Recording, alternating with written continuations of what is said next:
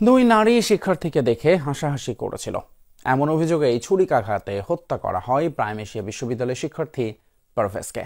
কিন্তু প্রশ্ন উঠেছে, শুধু হাসির কারণেই কি একজন মানুষকে এভাবে মেরে ফেলা যায়, নাকি অন্য কোনো রহস্য আছে এই হত্যার নেপথ্যে? তাছাড়া এই দুই নারী শিক্ষার্থী বা কারা? এদিকে পারভেজকে হত্যার ঘটনায় বৈষম্য বিরোধী ছাত্র আন্দোলনের বনানী থানার যুগ্ম মহাসচিব সদস্য সচিব হৃদয় মিয়াজিকে গ্রেপ্তারের কথা জানিয়েছে পুলিশ। পারভেজ হত্যা নিয়ে বিভিন্ন প্রশ্নের উত্তর খুঁজেছেন সহকর্মী আশিক মাহমুদ, ছবি তুলেছেন নির্মল চন্দ্র। প্রাইম এশিয়া বিশ্ববিদ্যালয়ের শিক্ষার্থী জাহিদুল ইসলাম পারভেজ হত্যাকাণ্ডের সূত্রপাত এখান থেকেই। 19 এপ্রিল বিকেলে পরীক্ষা শেষে বনানীর একটি দোকানে বন্ধুদের সাথে আড্ডা দিচ্ছিলেন পারভেজ। হঠাৎই পাশের আরেকটি দোকানে দুই নারী শিক্ষার্থীকে দেখে হাসি ঠাট্টা করেন পারভেজ, এমন অভিযোগ ওই দুই নারীর। ডেকে আনা হয় তাদের বয়ফ্রেন্ডদের। এই ঘটনার জেরে ক্যাম্পাসের জুনিয়রদের সাথে কথা কাটাকাটি, এক পর্যায়ে উপর্যুপরি ছুরিকাঘাত করা হয় পারভেজকে। সেদিন ঠিক কি ঘটেছিল পারভেজের সাথে? সত্যিই কি তিনি ইফটিজিং করেছিলেন? সরেজমিনে এই ঘটনার দুজন প্রত্যক্ষদর্শীর সাথে কথা বলেছে, উঠে এসেছে ঘটনার বিস্তারিত। এখানে যদি অন্য কেউ হতো তাহলে আমরা বিশ্বাস করতাম না ইফটিজিং করতে পারে, বাট পারভেজ ভাইয়ের ক্ষেত্রে এই কথাটা মানানসই না। তারপর দেখলাম যে ওই তিনটা ছেলে একদম ফ্রেশার ভার্সিটির, ওরা এক সপ্তাহ হয়েছে অ্যাডমিশন নিছে, তো ওরা তকরাতকরি করতেছে, ওরা এইভাবে থ্রেডও করতেছে যে একটা ফোন দিলে সব দেখবো যে আইসা তুলে নিয়ে যাবো, চিনো আমাদেরকে, এটা সেটা। এই ছেলেটার সাথে আগে কোনো শত্রুতা আসলে হওয়ারই কথা না। তারা তিনজনে কিন্তু ওই দাপটটা দেখাইছে তারা এখানের স্থানীয়, হ্যাঁ এখানের স্থানীয়, সেজন্য তারা এই যে বনানী করাইল বস্তি বা মহাখালীর ওখানে কিশোর গ্যাংদের নিয়ে তারা এই ঘটনাটা ঘটাইছে। শিক্ষার্থীরা জানায় পারভেজকে ছুরিকাঘাত করার আগে ভুল বুঝাবুঝির বিষয়টি মীমাংসা করে দিয়েছিল প্রাইম এশিয়া বিশ্ববিদ্যালয়ের প্রক্টোরিয়াল বডি।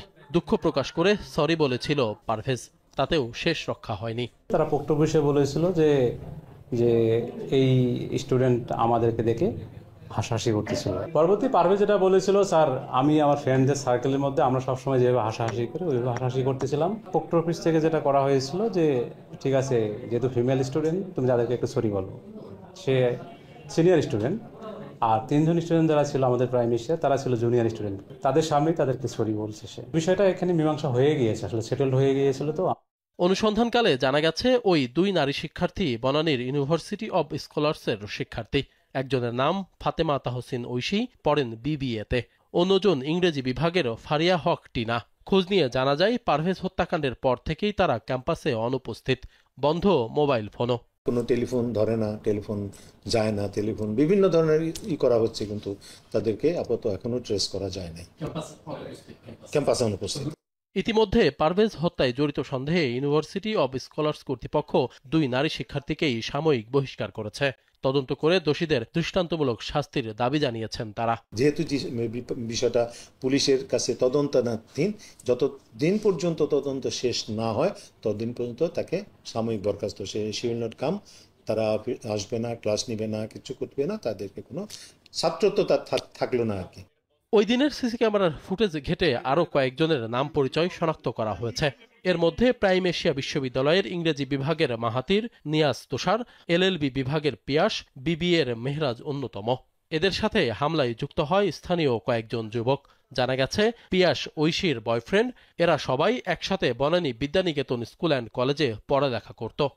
পুলিশ বলছে পারভেজ হত্যার ঘটনায় দুই নারীর পরিচয় পাওয়া গেছে, জড়িত বাকিদের গ্রেপ্তারের চেষ্টা চলছে। মেয়ে দুটি স্কলারের মেয়ে, তাদের তো স্কুল থেকে তাদেরকে বাতিল করে দিয়েছে।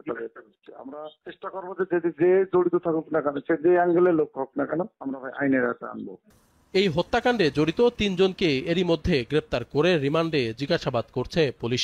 বাকিদের দ্রুত গ্রেপ্তারের দাবি জানিয়েছেন পারভেজের সহপাঠী ও শিক্ষকরা।